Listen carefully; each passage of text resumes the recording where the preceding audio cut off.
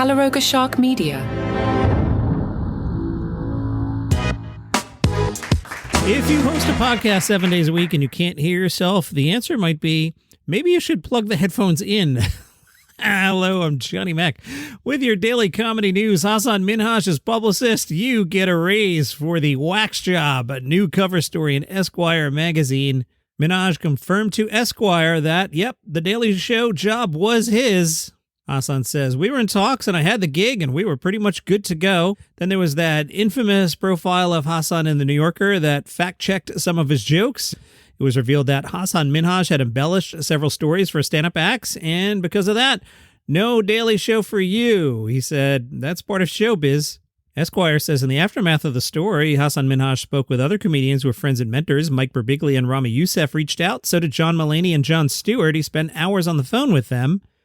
Hasan says, I remember Jon Stewart called and he said, why the F are they doing this and who does this benefit? Well, benefits Jon Stewart. He's back on Mondays. It was painful. There's no doubt about it. It was the first time I saw the speed and velocity of the internet and how quickly a story can take off. That part of it was new to me and disorienting. The most painful thing is my wife and parents, to see them hurt, to see them engage with, so I'm reading this on the internet. That's so painful. I'm the eldest. I feel really, really sad that I let my parents down. I'm very lucky they got to see many beautiful highs of my career. Watching them experience a painful moment, an embarrassing moment in your career, I wish I didn't put them through that. That's the tough part. After the big kerfluffle, Hasan told Variety, all my stand-up stories are based on events that happened to me. I use the tools of stand-up comedy, hyperbole, changing names and locations, and compressing timelines to tell entertaining stories. That's inherent to the art form. You wouldn't go to a haunted house and say, why are these people lying to me? The point is the ride. Stand-up is the same. You know, all that is really fair, but I also understand why The Daily Show was like, oh, we can't do this. At the time, Hasan spoke to Ronnie Chang. Chang's reaction, I didn't think it was as serious as it was, and in some ways, I still don't think it's as serious as it was. The cultural gatekeepers loved him. I found it surprising that the cultural gatekeepers would turn on him so quickly and not give him the benefit of the doubt. Nikki Glaser told IndieWire, plopping down on the couch after that set, the Brady Roast, was maybe the greatest feeling I'll ever have in my life. The amount of relief of nailing it when it's live. When you're on your period and you thought it ended, but it just started again right before you walked on stage, and there were no tampons in the key of form. So you had to use a folded-up napkin and make yourself a pad, which was only being hung in place by a tiny strip of spandex on your thong that could fall out at any second. There were so many things that could have gone wrong on live TV in that moment. I don't know if I'll ever have a moment in my career like that again, and I'm totally okay if I don't, because I felt it once, and that was enough. The Daily Mail spoke to Matt Friend. Friend says while studying at NYU, he took any chance he could get to immerse himself in the world of comedy. Matt says, I was very obsessed and focused. It became my extracurricular activity.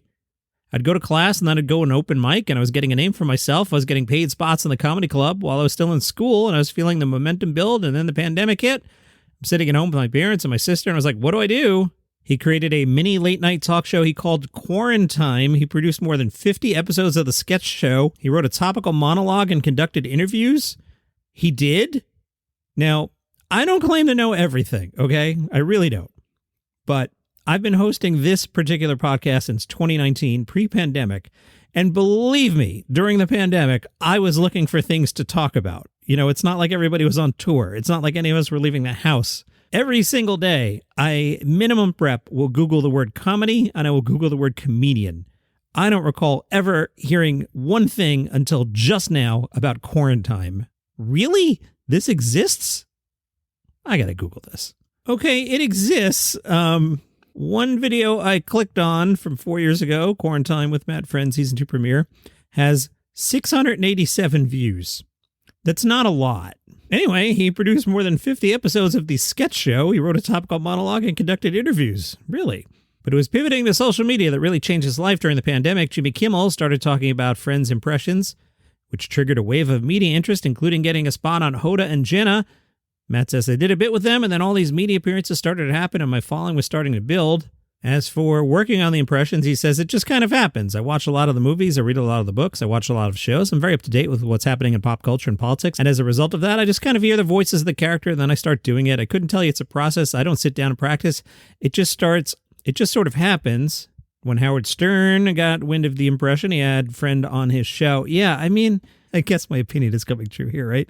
His Howard is okay, but like, Howard hasn't been relevant in 20 years. Like, yeah, and we all do Jimmy Stewart. We all do Ronald Reagan. So, All right, let me move on. Cracked. Talk to Jay Pharoah. He does some impressions. I personally, you may disagree, I think Jay Pharoah's impressions are way better than Mad Friends.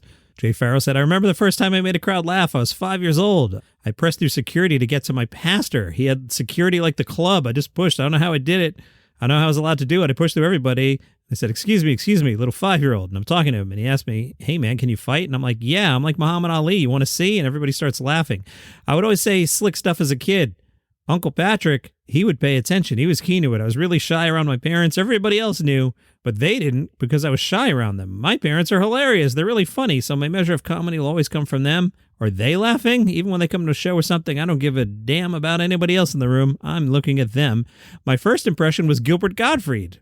There was this thing called the Virginia Idol Talent Search where I got up at a comedy club, 300 people. I got 5th place. The only people in front of me were 4 singers. I'm good with that. I'm not going to beat Beyonce. I was 16 years old. To be that young and get that was a boost of confidence.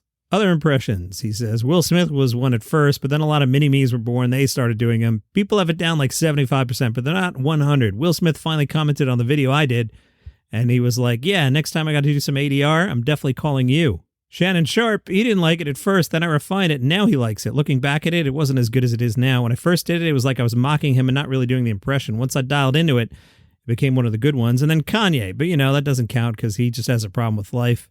And he talked about Saturday Night Live because, I don't know if you know this, SNL is turning 50. We are going to talk about SNL every day for the next 9 months.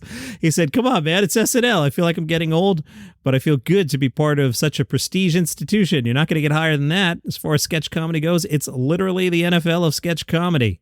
I feel good to be part of that history and to actually be invited back for the 50th. Everybody didn't get the invite. Really? Interesting. I wonder who didn't get the invite. So the fact that I got sent 3 of them, I thought one was spam. Then I'd show up and it would just be a shack. I will talk about the SNL premiere tomorrow. I had to record this one rather early to accommodate my schedule because I recorded a few episodes early to accommodate for said schedule. I haven't had a chance to tell you about Ellen DeGeneres' special, which I watched. I like it. I've added it to my list of things that I will mention at the end of the year when I do an episode or 2 of best specials of the year. It's not in the top group. My takeaway is twofold. I like Ellen's stand-up comedy. Some of you are going to throw your phone through the window as I remind you for the millionth time that I used to program SiriusXM Comedy, and I currently program the Comedy on the Live One app. By the way, sidebar, I should probably remember to promote the weekly comedy thing. It is a weekly show I host on the Live One app. So it's like this, except I can actually play the bits. So I talk a lot less. For example, the Jay Pharoah story, I'll tell the 15-second version of that and then play Jay Pharoah. I'll tell you 15 seconds about Ellen and then play Ellen. So it's called the weekly comedy thing. The app is called Live One. The app is free. The show is free. You should do it. Having program comedy for, is it 25 years? No, it's 22, 20, something like that, 20-something years. I have always been a fan of Ellen DeGeneres' stand-up work, and in her current special, you see bits and pieces of it. She has a wonderful bit about a pigeon that I don't want to spoil. What I didn't like about the special is it's such a victory lap. Like that review I shared with you about the standing O, they weren't kidding. The standing O goes on and on and on and on. And there's a couple of points in the special. It's not even clapter. It's just Ellen says a sentence and the audience just claps. It's like an athlete's final game. I know it's positioned as her final special. The whole thing is just weird. Somewhere in there is some really good material, but the pacing is just off. Not because of Ellen, but because of the crowd. Although she did stand there for 4 minutes and soak in the standing ovation. She could have easily put up her hand and told the audience to shut the hell up so I can get back to stand up. She didn't. In Soviet Union, podcast downloads you. Yakov Smirnoff has launched his first ever podcast, The Comedy Couch. In the new show, Yakov combines his comedic genius with his psychology degree to analyze what makes the world's top comedians tick. Isn't Neil Brennan doing that? Isn't Craig Ferguson doing that? Doesn't Mark Maron do that? Yakov digs into their past, childhood, and family stories while sharing his own unique journey. Funny, insightful, and packed with unforgettable moments, this podcast offers a fresh take on comedy and what's behind the laughter. Sure, what's a fresher take on comedy than Yakov Smirnoff? John, you're a hater today. Am I guess. Ben Stiller's working on a pickleball movie called The Dink. Jake Johnson will lead. He plays a washed-up tennis pro who, in order to save a club in crisis, does the one thing he swore he'd never do, play pickleball. Ed Harris will be in this movie. That's great. How old's Ed now, though? Ed's 73. All right, I could see him playing some pickleball. Ben Stiller and former tennis champion Andy Roddick will have supporting roles. And let me clear this one out. I've been sitting on this one for a while, and I think I can get my half-ass impression to work today. Matt Berry spoke to the New York Times. They were curious, what can we learn from your character Laszlo? Matt Berry said, he attacks and grabs life, as opposed to letting things happen. He has no interest in technology or any kind of science. He thinks it's mostly nonsense, and I quietly envy that. What's the fun of playing Laszlo? Matt Berry said, improvising was obviously encouraged and expected. That's where I'm happiest. To sit and trade insults with the others in character, it's such good fun. Has there ever been a scene so outlandish that you've resisted it? No. Because I'm in favor of things being highly ridiculous and hopefully memorable, I would encourage it. Are there any vampire powers that you would enjoy? I don't think so. Other than advanced hearing, there isn't anything that I'd be interested in. I mean, I suppose the flying bat thing, but you've got to turn it into a bat. And that's your comedy news for today. If you enjoy the program, tell a friend about it too. If you would like this thing without commercial interruption, there's a link in the show notes to tell you how that thing works. Yep, you could do that. See you tomorrow.